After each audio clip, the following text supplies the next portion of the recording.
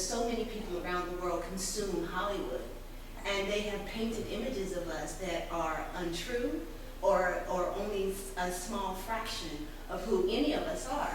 And so imagine how this begins to undo that damage when you see the truth. How about that? And so that is the way that art can shape culture. These people that are responsible for this are being held accountable. They're losing positions, they're losing contracts, and they're being called on account. So hooray, hooray for that.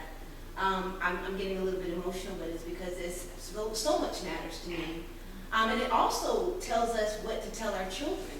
If you are arrested, do not speak until they make your parents present.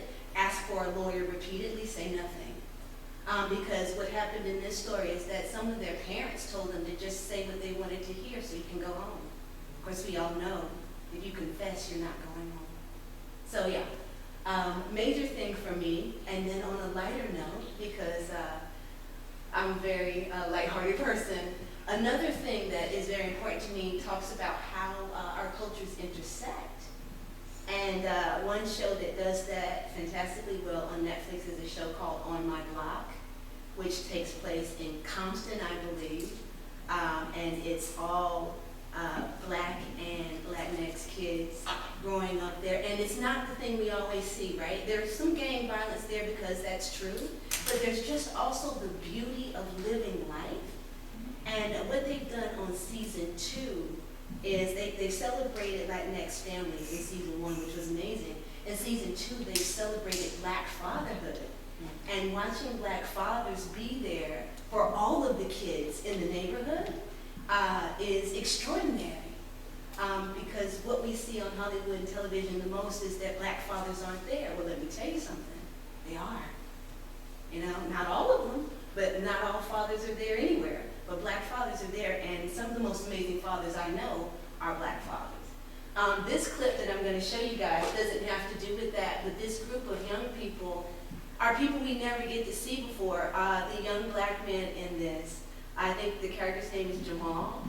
He's a super weird, geeky nerd boy who talks to a little gnome statue like it's his girlfriend, which, yeah, that's bizarre. And I love it. Because how often, anybody raise their hand, how often have you seen that kid on television or in film? That kid could be me. I literally thought I was an elf from ElfQuest when I was a kid. I was like, I'm an elf, my ears just haven't grown in yet. So my parents were like, sure, let's go to church.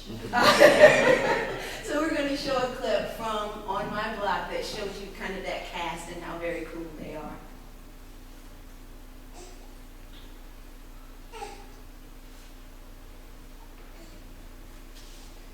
Agreed.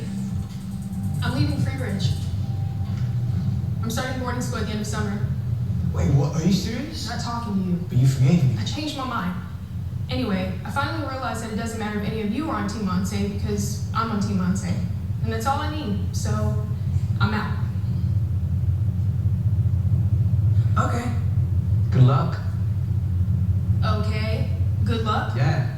You left before. Riding camp, Brentwood, this is schmuck, babe. You always come back. Not this time. I'm gone for good. Things just aren't the same around here. And I think we've outgrown each other. Ruby, what kind of snacks you got at home? Did your mom get that good Spanish dip from Costco? Oh, better. She got the jalapeno artichoke. Ooh, that extra cream on it. I use the big chips one. Oh, she picked those up too. Oh. I'm serious. So are we. That dip's bomb. Are you even listening to me? I'm really out of here. I'm done with the gangs and the bullshit and the nonstop drama that you always get me into. Oh, we get you into? Yeah, you. Goodbye. No. You should not say goodbye. Because I want to. Bye-bye. Agreed. I'm leaving Freebridge. I'm starting boarding school at the end of summer. Wait, what? Are you serious? Okay, focus on me. What'd you say?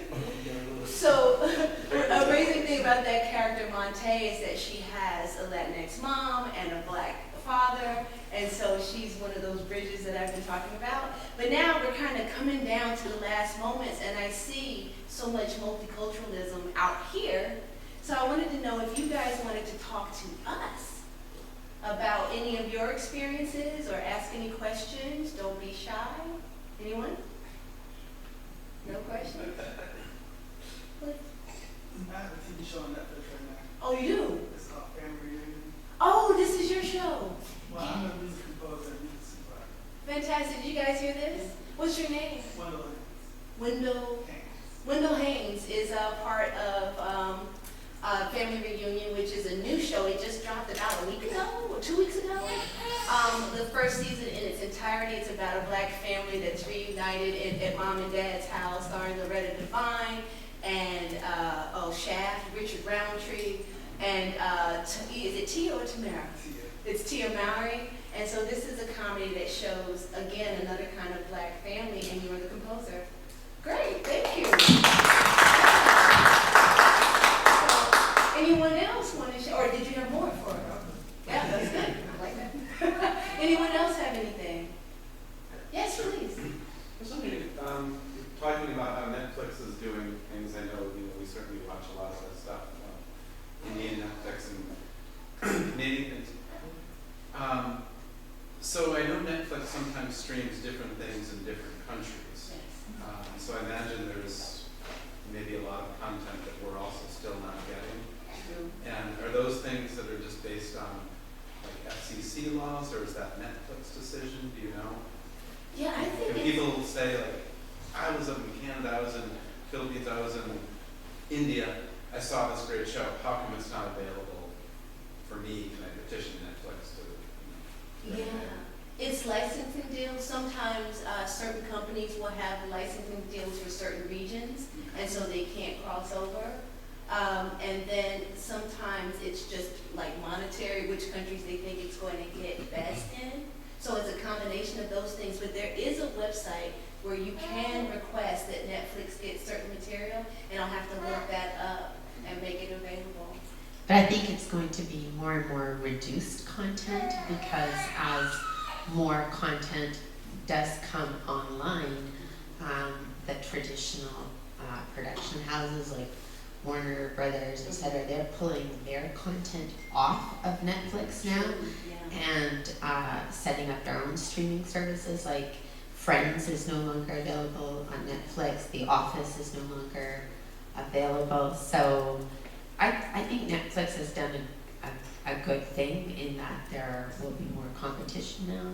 It just means we will have to pay for different services, and it's always the consumer. But They are getting better though, like some shows that are coming out in other countries, they're starting to post week to week. I've seen that with the Chinese, the Korean, and also I was getting excited because I was looking up stuff here, and it was some Filipino dramas that are, I can only see on weekly also, and it was La Luna Sangre, where it was between werewolves and vampires.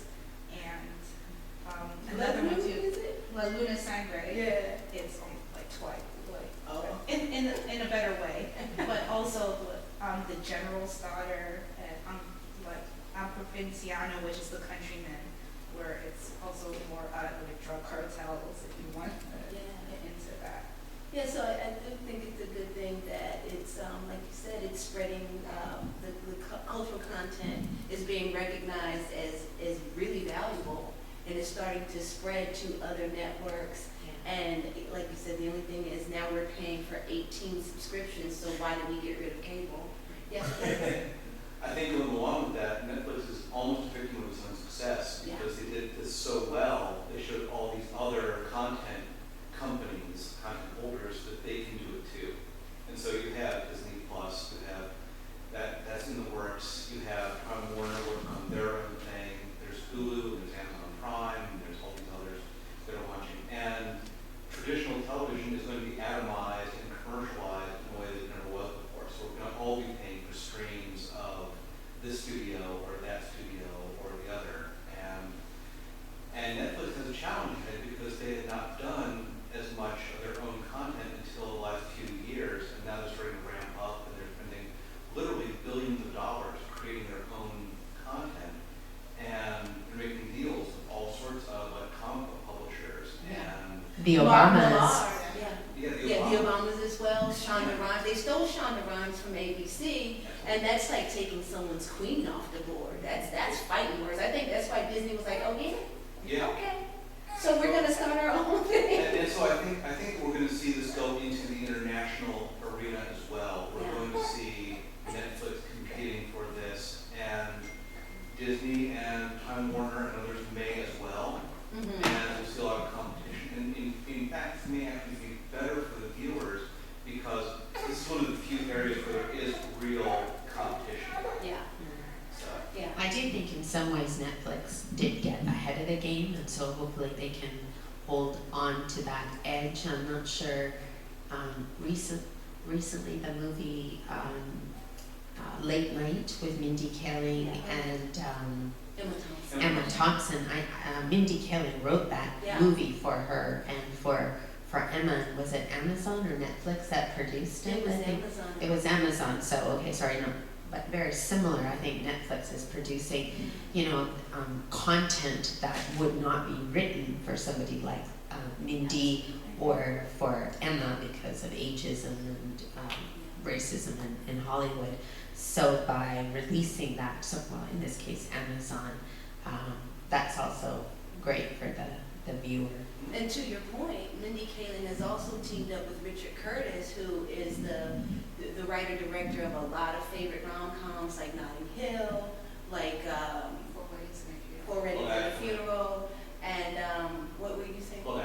Love Actually was the one I was going to go for, and About a Boy. And now they're doing together a Four Weddings and a Funeral series on Hulu. Like we said, it naturally flows to these other streaming platforms, and it's so good. But what they've done is they've got 4 American characters in London. They're very diverse, and so we've got Four Weddings and a Funeral with a diverse cast of Americans in London. So look at that. That's a big change from Hugh Grant and Andrew McDowell. Thank you. So yeah, so yay Netflix. Yeah. Right.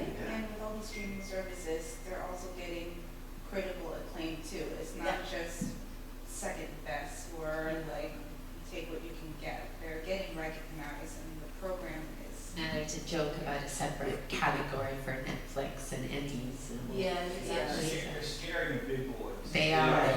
So, Netflix to me is like the Bernie Sanders of streaming service. They start doing it, and other people start to jump on. Claiming it, yeah. Oh, yeah, I love the cultural content with Netflix, but I also love Ozark too. So. Yeah. Yeah,